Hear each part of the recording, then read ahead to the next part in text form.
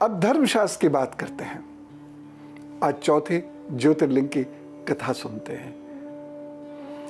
विंध्याचल पर्वत, विंध्य पर्वत के ओंकार में स्थित परमेश्वर ज्योतिर्लिंग, ये कैसे प्रकट हुआ पता है?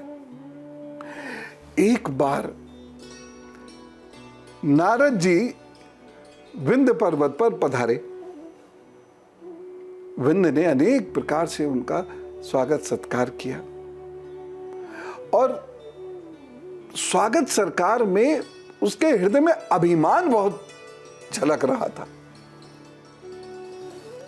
यूं करके मेरे पास किसी चीज की कमी नहीं है। नारद जी ने कहा, ओहो नारायण नारायण, मुझसे अहंकार। लंबी सांस भरी उन्होंने और नारद जी खड़े हो गए।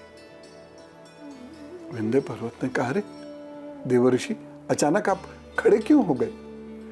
तब नारद जी बोले, तुम्हारे यहां हो सकता है सब कुछ हो, परंतु मेरू पर्वत जो है ना, तुमसे भी ऊंचा। आप जानते हैं नारद जी कैसे आग लगाते हैं। मेरू पर्वत तुमसे भी ऊंचा है और उसके जो शिखर है वो देवलोक तक जाते हैं।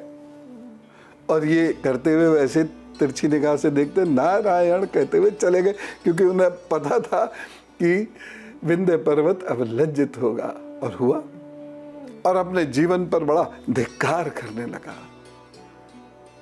फिर उसने निश्चय किया कि मैं भगवान शिव की आराधना करूंगा। और 6 महीने तक उसने एक स्थान पर निश्चल होकर कठोर तप किया, आराधना की। भगवान भोलेनाथ, भक्त आराधना करो वो प्रकट ना हो, आज भी होंगे जी, आप आराधना कीजिए। प्रकट हो गए और उनसे कहा, अच्छा वर मांगो।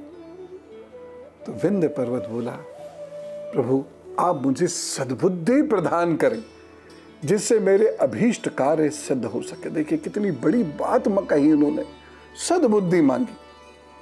भगवान भोलेनाथ ने उनको अभीष्ट वर दिया, तथास्तु।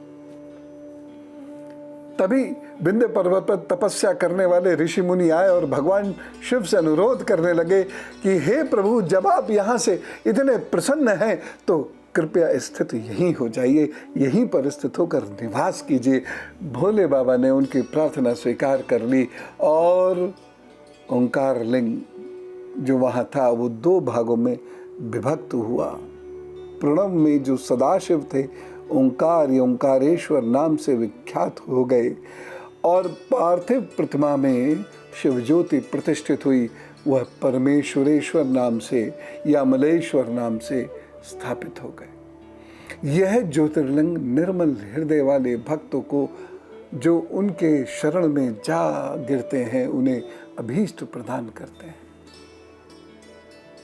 विंध्य पर्वत ने भी ज्योतिर्लिंग के पूजन के फलस्वरूप अपने मन को साधा और जीवन की स्थायी प्रसन्नता प्राप्त करी। और ये कैसे हुआ?